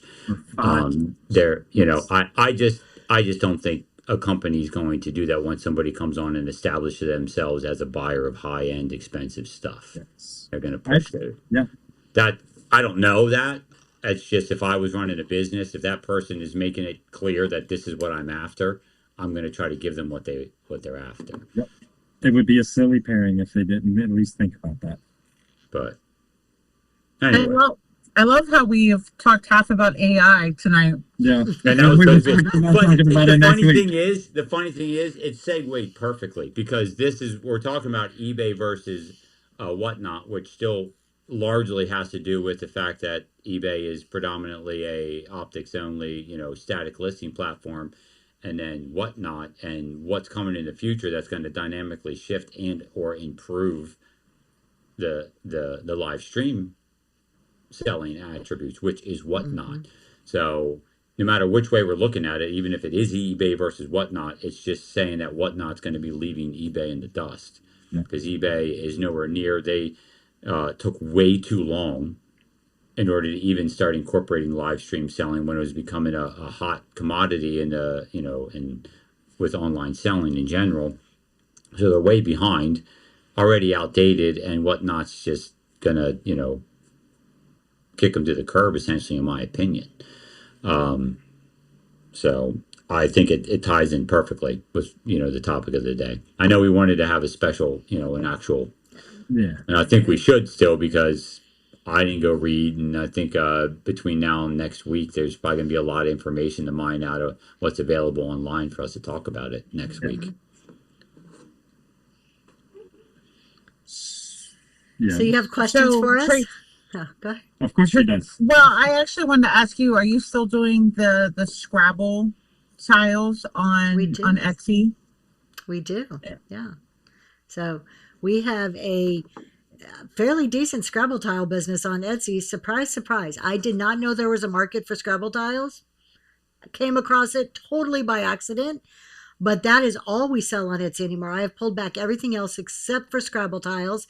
My 15-year-old, that is her business, under my supervision, so she can learn all the ins and outs of running a business. And it's surprising the amount of orders that come through. But I have to say, the fees, the way they do the advertising, all these little add-on fees, they nickel and dime you to death. And I would take Whatnot fees any day over an Etsy fee. So I do have a question. What are the people that are buying these Scrabble tiles? What are they buying them for? Usually for crafts, is my understanding. It's usually craft projects. Gotcha. Of some So it's sort. not a collecting type thing. No. Mm-mm. Gotcha. But y'all, just tell me. I don't know if we have anybody in the UK watching. Do you just not have Scrabble there? We send stuff to the UK on a weekly basis. Like, they will buy 2 tiles. We're talking 30 to 40 cents a piece for a tile, and pay $30 in shipping. All the time. Like, it must be a game they cannot get there. I have no idea. It blows my mind. So. Yeah, I can't figure that one out. That's a little crazy. The amount of orders. Skeleton keys for us used to do crazy good on Etsy. That was when we were doing eBay before, Whatnot ever even was somebody's thought of being a thing. Skeleton keys. It was huge on there. We used to go out and try to find skeleton keys constantly. There's entire key shows on Whatnot. I believe Whole it. shows, just keys. Yeah. Wow. Which is what I was kind of getting into. Is this something that you could bring on to Whatnot and actually make a show out of? Is it like trading cards that people collect and swap, right? I didn't know there was that whole world out there of these people collecting single trading cards or playing cards. So surprisingly, when I first started selling Scrabble letters on Etsy, I did have them on Whatnot and couldn't sell them to save my life on Whatnot. Tried different ways, just wasn't. I ended up just taking it all down. Wasn't worth it. And so that's why they're only on Etsy now. But I don't know, if I ever see an upward trend of Scrabble tiles, I'm on it. I'm prepared. So I got a question. This kind of goes back to Kate Genelick, because she was way back when we were grilling Tony about him pulling stuff off and putting it on eBay. And we're a duo. We shouldn't just put it all on Tony. But she talked about, but with the cost of your extra labor to list and hold the items until they sell, detrimentally cut that profit from static listing. I'm going to expand on that a little bit. If time is your most valuable resource, which I think we can all agree on, time is our most valuable resource. Where does it produce the greatest return? Hours listing, hours photography, of photographing, or hours of live selling? Are you asking us? I'm asking you. Yes, that's a question. Who, me or Tony? All of you. Who wants to go first? Well, do I have to answer that question? Does anybody not? Is anybody not picking C? I mean, based on our own actions, I think the answer is obvious. It's selling. Is it though, Jeremy? You're Yes. limited. Well, you're limited to how much you can sell in a day, right? You're Right now. limited no matter where you are, no matter what you're doing. Yes, but You're you are limited. limited to the hours that you can put into a live sale. Absolutely, I'm limited, but you're limited to the amount of hours you can list something. but in conjunction, you can do more, right? What do you mean? You mean because I you can could- compound the amount of items you have available to sell Well, when you're static listing? I'm gonna live sell for 5 hours a day. I can static list for 5 hours a day on top of my live sales. I'm still only work 10 hours a day. Yeah, But but for each item, it eventually only turns into one sale. So the time you spend to Yes. make that one sale is exponentially higher. And this If is you the list, if you list 1,000 items, it takes you, that time's lost. That's already a sunken cost. It's involved in that sale. And the end result is the item selling. My end result of the listing doesn't exist. It just ends up selling in an expedited fashion. So yeah, I can only be on 6 hours, but my compounding attributes are way higher than static listings. and I'm going to add on to that. And this is what I said earlier is one of the things that I'm realizing since I've gone back to random, the amount of times that the hours in a week that I have saved from listing. I've almost finished the book. I'm on schedule 3 months early to finish my book. I've written 2 courses. Those are both things that will generate passive revenue. I put the initial time in and then it's just continued revenue after that. Versus if I list it, I sell it once. Now I got to go repeat that labor again and again and again. Where I can just take those items and sell them on Whatnot, get some money, and then put my time into something that's going to get me money over and over and over again versus just once. Opportunity cost. I'm just trying to figure out where your mindset was with the question because you're Me too. it's still, you still have to spend time listing it. I will say that we don't spend time listing our own stuff. We pay for it. Yeah, It's about $1 a listing. It'll get better, but yeah, at this point, I'm hiring VAs to do the listing for $5 an hour. So, all the time I'm spending is to do the draft. Still time spent. Yeah. But that you can't get back. The time spent to do a draft is still going to be longer than the time spent selling on a static platform. I mean, on a live selling platform. Can you do a draft without the Tony Talk stuff? A draft faster than you can sell something on Whatnot in a live No, sale? I think Mike at most can do about 120 drafts in an 8-hour day, which after breaks and stuff, we'll say 7 hours. Yeah. So best case scenario, every one of them sells, which isn't going to be the scenario. That's just not a statistical fact. I don't know what your sell-through rate is. Then you're even lower than that number. Yeah. Because they're not sales. I don't have the sell-through rate yet. We've only been doing it We're for too low, yeah. So there's a question in the chat which I think is interesting to get our opinions on. Crystal says, but if you are not at the point of selling out each show, isn't listing good to get people to see what you have?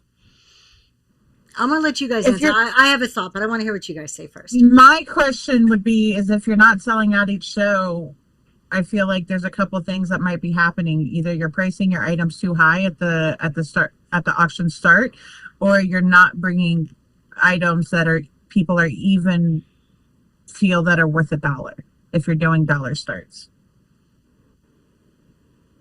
I mean, I have plenty of dollar start items that don't sell on the show. So you're going to have that. I'm not sure what the aspect of isn't listing good to get people to see what you have, because if you have it there, people are seeing what you have. I'm not sure how the listing changes that. Well, I think getting more eyes on it. It's a very limited audience to see what you have live in a random show. Mm-hmm. So I think what she's saying, it's a very limited audience. Yes. You may have 20 people in your show, but okay, something doesn't sell. I'm going to take a picture of it. I'm going to list it. Now it's in the marketplace for who knows how many hundreds of people may see it. I think my response is kind of along the same lines as Sandra, but if they didn't want it, well, you showed it live 2 or 3 different times, 2 or 3 different shows. Do I really want to then invest my time into listing it? It's like we already have that market research. Your data it's already speaking to you. So, okay. Yeah, I'm not gonna, well, I'm still a little not catching. Are we talking about listing the items in the live show or listing them outside of the live show for exposure. Outside, like say you show you're doing randoms, you show an item in a couple of shows, nobody buys it. Now, should you go and put it in the marketplace? Should you now? No, because you have depreciating value from observational non-purchases. Like if the more people don't buy something, the less value it becomes to the aggregate of all your buyers. So if you had it in your show and it didn't sell, and then you put it in the marketplace and it doesn't sell, you bring it back to your show and it doesn't sell, people are going to be like, why does nobody want that? Yeah. And the value is going to drop. And as far as getting people to see what you're interested in, if that's your strategy, it shouldn't be tied to whether it sells or not. What you want to put over there is stuff that you didn't try selling to show people what you have to offer, not the stuff that didn't sell, would be my opinion. That's pretty interesting. Oh, I just snorted at that. We'll let you answer that, Jeremy. What? Is it something to answer, or is it just a statement? That's a statement. So for anybody that's just listening to this podcast, I've sold and traded more Green 13 trading cards out of my shop static listing than any other type of product. In fact, I've only sold one thing from my static listing that wasn't a Green 13 card. Jeremy, number one, that is a fantastic customer you have there to have that many Green 13 cards. I know. I appreciate your business. Yes, exactly right. And I appreciate the statement because I had no idea. We do a hidden gem show on every other Wednesday night where we take volunteers of sellers and we split screen our show and we go into that seller's bin and kind of all shop together in sellers' bins. You should come into the Wednesday night show so we can highlight There that was bin. a customer of yours. We go into his bin and over half of it was Green 13 cards. Yes. Yeah, and I can't wait because I'm going to start doing the marketing stuff starts next. For the cards. Yeah. I just think it's there we go. It's the same customer. Oh, it's timetable. It's on So- timetable. So ironic. Timetable. Let's go on timetable. It was timetables, man, we were looking at. That's funny. That's funny. So, anyway, sorry. So I have a perspective on the buyer side. Yes. I didn't hear Noah. Go ahead. I have a perspective on the buyer side. Just gotta speak up. You got to speak up louder. Nobody can hear you. Okay, I think the chat can hear me. I don't know. Can you guys hear me? Turn your volume up. Can you guys hear me? Can you guys hear me okay? How about now? Not very well. Nope, nobody can hear you. No? How about now? Is it better? Oh, they can hear you. Go ahead. there Go they for go. it. They can hear you.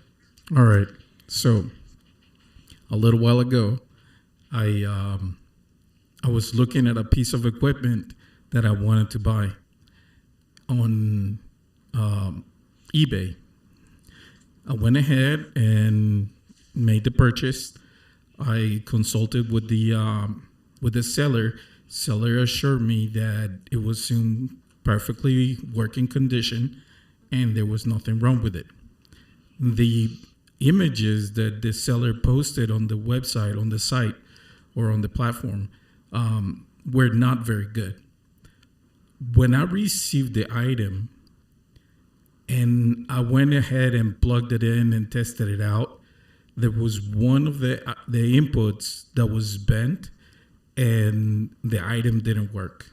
Didn't power, didn't do anything. So my question is this. You, as a seller, have the opportunity, the prime opportunity, to showcase your item live. Point out every single call out, even show if it's working or not, or what kind of working condition it is. And on a static listing, there's no such thing. So what do you think as a buyer I would be more inclined to go to? I don't think that's a static versus live selling platform thing. That is an integrity of a seller problem, right? That same seller that told you that there was nothing wrong with that electronic device on eBay, the same sellers are on Whatnot. Well, I'm gonna dispute that a little bit, in my opinion, because there's a social element on here that isn't on static platforms that I will you'll agree be with held that. way more accountable to scrupulous activities like that. Whereas on eBay, you can get away with that time and time again, essentially. It takes a lot till eBay gets You tired shouldn't of say it. that. Never mind. I will just put it this way. Most, I'm not going to say, us three are more into a volume sales process than not. Correct? Even you, Tracy. To some degree, yeah. On a smaller scale, you're still about volume and moving all of your product through in the show, right? Yep. Volume also equals, inventory rotation. You don't like to sit on inventory. I don't. Correct. I am not 100%. I'm not going to sit here and plug something in and turn it on and make sure it works. No, I don't think that's what Noel is talking about, though. He's just saying the opportunity to provide that type of element to your buyers is on here. And if you're a volume seller, as is seller like us, that's the buyer base you build, but you have the opportunity to be more inclusive and Yes. build a huge trust base for your target market of buyers. You can do that on here way better than you're going to have any opportunity to on a static platform. Yes. If that's the type of selling you want to do. And the reality is we actually do that. You and I both, Jeremy, with watches. I'm not sitting here making sure that it's going to work before I run it for $1. No. Here's a watch. Buy it at face value. I'm not going to sit here and open them up and put batteries in them and make sure that they wind and all of that stuff. Hey, Tony. Yes, my love. You're no longer allowed to buy any more electronics ever.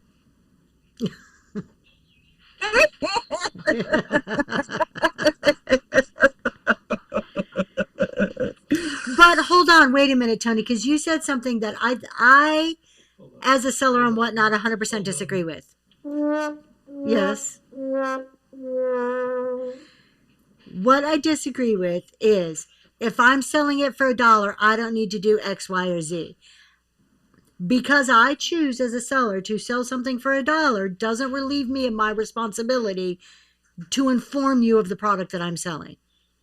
I just don't think there's at least in my opinion, the way that I'm going to approach it, when I'm selling, it's still, everything's at $1, but it's still my responsibility to point out call outs. Now, I get watches. You're not going to test every single watch. And there could be a blind statement of these are untested.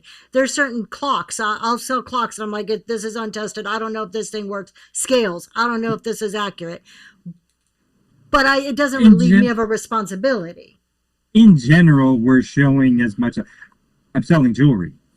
I'm going to show the front. I'm going to show the back. I'm going to show it to the best of my ability. Yeah. If it's missing a rhinestone or something, yeah, you make those call outs.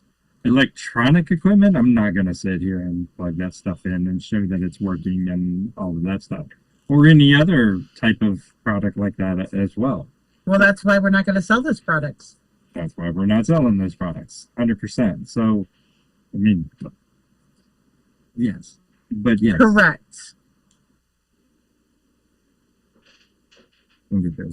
Anyway, yeah, from a volume standpoint, I'm not sitting here saying, hey, look, I'm selling it for $1. I don't know, care, or I'm not going to show you if it's broken or not broken or whatever. I'm just saying I'm not going to spend 20 minutes on an item to prove it works or doesn't work. Oh, no. And then start it at $1. I agree with that. I wouldn't spend 20 minutes either, but yes. Well, you're going to sit here and plug in a stereo receiver and make sure all the knobs work and all the buttons work and that the speakers don't crackle and sound good when you're doing it. You're going to spend 20 minutes on that and then sell it. I mean, you guys know my as-is principle that I adhere to. Exactly. I'm a third-generation auctioneer. If I'm going to sell an electronic like that, I'm going to sell it without testing it because I'm going to find it live and I'm not going to sell. But aside from that, if we find lamps and stuff, we have a plug that we just plug it in, or a funky light bulb, those crazy ones you've seen us find from time to time that glow like crazy, we'll test it real quick to see. Sure. But if it's an electronic, I'm going to sell it knowing that it will potentially sell for nothing more than what the person can get for parts. You know, like, because a lot of that stuff you can part out, or it's 100%. not going to sell at all, or the person's going to buy it with their threshold of gambling. And I don't have any problem with that. They know that, hey, I'm willing to risk $10 for something that might be a $200 or $100 electronic. And if not, I don't care if I'm out $10. Those are the buyers that I'm looking for. And that's the kind of buyer base that I curated. And that's also why I don't get upset when I sell stuff, even if I'm like, it looks really clean and it's probably working, and it brings the same price as if it's potentially not looking terrible and potentially not working. That's the cost of doing business that way. And I'm perfectly fine with it. So, and so is my buyer base. But I've also spent 5 years curating that buyer base, whereas other people haven't done that. I have a question for Noel, because maybe he probably know this, but before the four of us, are there any vintage, or not even vintage, just electronic sellers that sell used items on Whatnot that test the items beforehand?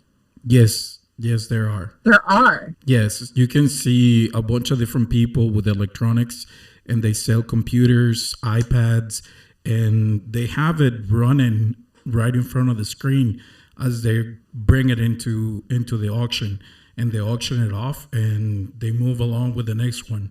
So they're working electronics right on screen. And that's one of the things that I was trying to, the point that I was trying to make. On a static listing, you don't have that opportunity. The opportunity that you have on live to be able to just swipe it, it's incredible. And you have more credibility this way rather than utilizing just static images. Actually, that's not necessarily true. You can post a video on an eBay listing showing something working. And Whatnot, I guess, just released that too, that you can post videos on your static listings. It's not the same thing. Yeah. And I wasn't so much going after the fact that it was untested. It was the fact of that you're relying on the fact that you sold it for $1. Like, I can't sell something for $1, and then my customer gets it and says, "Oh, there's this big old chip out of it. You didn't tell me about it." And then I say, "Yeah, but I sold it to you for $1. Why do you care?" So to me, it was more of the concept of relying on the excuse of the $1, not the fact that it was untested. I mean, I had like 4 key attributes that I find very valuable, and what Noel is talking about is one of them, that you get the opportunity to harness and leverage with live stream selling. And that's the ability to create an atmosphere that you can't do that. You cannot do that on a static listing. You can harness the senses as well. I know it's verbal, but whatever you can talk about, like you can be way more descriptive with, like, let's say you're selling old books. You can literally go through the details of if it smells moldy, musty, if it, you can explain where it came from, where you sourced it from, the build. The second thing, leveraging trust, what Noel is talking about, that you cannot create the same. Your trust in other platforms is the platform itself. That's where the trust is built, and you're relying on that platform if you're doing it anywhere else outside of a live streaming environment. So that's a huge leveraging element. And then of course there's you can leverage entertainment, and all of that and then some is what creates the experiential aspects that I was talking about, that you will not and never get even close to be able to take all of that and cram it together and compound your potential valuations through those elements will never happen in a static listing environment. It's just not, it can't happen. I don't disagree with that at all. Yep, absolutely. All right, I'm just, as our unofficial timekeeper, we have 15 minutes left. I think we should crown you the official timekeeper now. At this point in time, 26 weeks in, hey, I made it. You get a promotion. You're the official timekeeper. Yes. What other questions do you have for us, Lysandra? Yeah, while she's coming up with that, I'm just going to say out there, if you guys have any last minute questions, and I'm not trying to run you off, but we have 15 minutes on our normal schedule. Feel free to put some in the chat if you want us to touch base with them. Feel free to like and subscribe this video and share it to all your friends. Thank you very much. What questions do you have, my love? Uh, So while Lysandra's looking, I just want to make a comment. For earlier, Daisy Lane said that she has a lot of larger items, and right now she's not on other static sites. But if Whatnot does not bring a new shipping options to ship those items come 2027, her business strategy may change to start incorporating those sites. Paraphrased her comment there. And I totally agree. And I wonder, I know that's part of your consideration. You guys have already talked about it's the size of some of those items on why you've decided for it. I know for me, I mean, I have a whole shelf of big things. I don't know. I'm still on the fence. I'm still not totally convinced I'd want to put them there or if they would do good because of the work that you have to put into it. But it's definitely something I think that could be a huge consideration, and that the one area that Whatnot's lacking and really needs to catch up on to keep people from, moving those sales to other platforms.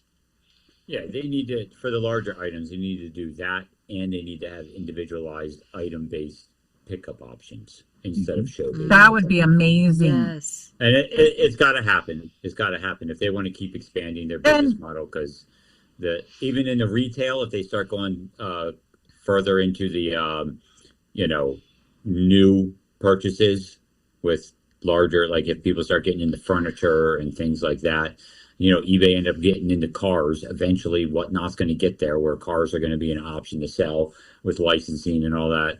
It's coming down the road because they're going to continue to want new options for monetization. That's going to be a necessity, the individualized item pickup option. There is like a little bit roundabout way that you can force kind of local pickup on an auction. Yeah, I heard about that, but then again, that's loophole. And then if they fix the loophole, then you have a business model built on something that then falls to pieces. So, I mean, you can share that if you wanted to with everybody, if that's what you were angling. I didn't mean to, put No, an end not to necessarily, but for anybody that doesn't know, so GG Shopper is the one that kind of figured it out, and basically what she was advertising is say, hey, if you got large stuff you want to sell, but you don't want to ship it, here's how you just put the weight of the item at 100 pounds, and it makes it not shippable to the person, but you have local pickup on your show, right? And there were a lot of sellers literally doing Michigan meetup shows.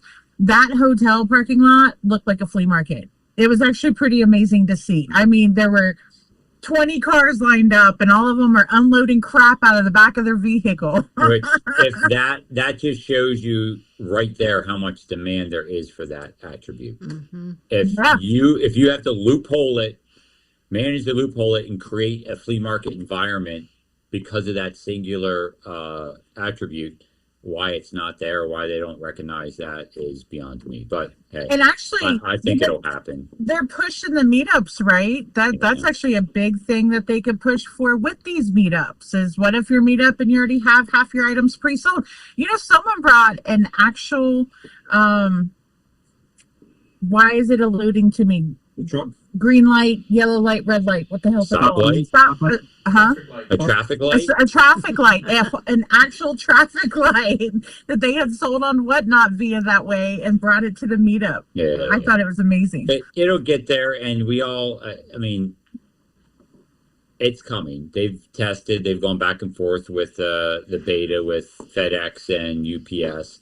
They have no other option but to eventually provide it and roll it out to everybody.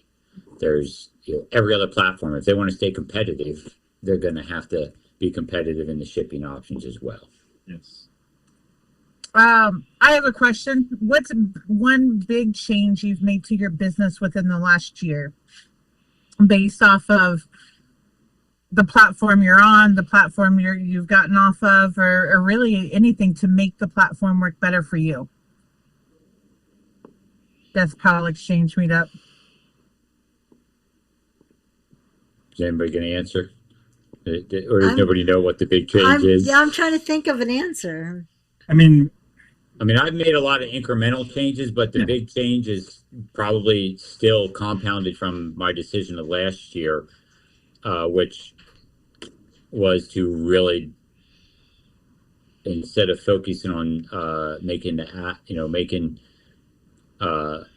figuring out how to get the app to work with my product, I decided to change my product to work with the app type of perspective.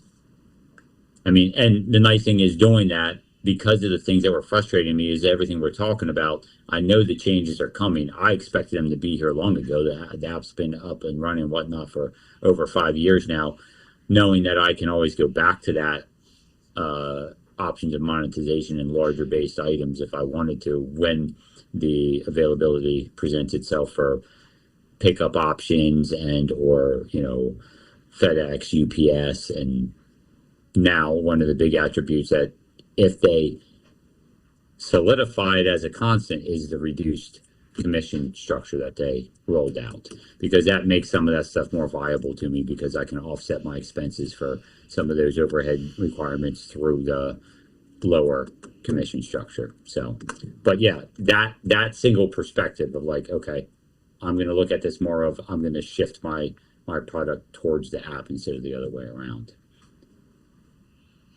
And I think Do you have yours yet, Tracy? Yeah, and I think, because I was trying to think back a year ago, like the difference between a year and today. And I have to say this year, 2026 has been more of a strategic year. So about a year ago, about this time last year, I started thinking about the whole next year as a whole, and not, if I went to last summer, if I went to, a year ago, it was more, I was doing shows on a regular basis. I had my anchor show, but it was, oh, are there rate trains? Can I do this? Can I do that? Oh, I've got this idea. I've got that idea. And there was a lot of dipping my toes in a lot of different waters, even when I had an anchor show and I thought I was moving along strategically. But I think I've really shifted into 2026 and knowing exactly who I am, what my brand is, and where I want to go, and every decision being guided by that. And I think that was a huge change from where I was last summer to now. I think ours is pretty clear. Yes. It's in the brick and mortar store and restructuring and rebuilding this year. So it's been a lot slower than I would like, but I'm not a very patient person. Processes has been a big change for us. Yeah, making sure there's processes in place. So, because Tracy's talked about it a lot in her shows, and I think in her mind she's using us as an example, but that hyper growth that you can get on Whatnot, which we experienced, but we didn't have the processes in place to back up that type of growth. Yeah. So it's big learning curve, and it's different, but I think we're building something better. What's the next question? Yeah, you got 8 minutes. I just answered my own question. Well, I saw you reading, so I figured you were getting ready to go on the next one. I know. I was looking at comments, okay? Forget the comments. I thought you were reading the next Engage with question. our audience. Oh. We have an audience? 3 other people to do that. Here's a different one. What feature would you steal from eBay for Whatnot? What? And before anybody answers that, what's up, Brian and/or Tracy from Jack's Treasures, with your $1,000 Loungefly bag? A flippin' Loungefly. They sold today for $1,005. Dollar started it. Congratulations. Yeah, that's amazing. Whatever. I was gonna say, from a year to now, we have also this platform, which is the reselling roundtable, and Jeremy now has the Reese on resale, so that's different. Yeah, that's it. No, Brian, you'll never live down your $1,000 Loungefly. No, you will not. For the man that said he never wanted to win Battle of the Best. I didn't hear Noel. What did he say? I'm sorry. He said that a year ago we did not have podcast. reselling roundtable, and Jeremy didn't have Reese on resale. This is very true. Yeah, I did not. And we did not. So what your question was, what will we take from... What's one feature you'd steal from eBay for Whatnot? I don't have any answer to that question, because I'm not familiar with eBay enough to even know if there was anything I would want to bring over. You used to sell on eBay. Not necessarily the live. No. Here, my job at the company was the entire other end of the business, getting the product in, establishing systems. I put together the entire inventory system, coupled with when we would get entire states in, all the information that had to get input, how we get input, how we would evaluate the prices, how we determine what the payouts are, all that. And the rest of that, as far as the technicals of listing on there, was hired help. So I don't know what type of technical features or other features would be something I would bring over, because the only feature that is just a blanket feature is the static listing principle, and I don't want that. That is of no interest to me. So shipping options, that's one Obvious that's in the choice. chat. Yes, yes. Obvious. And Brian or Tracy, I don't know which one.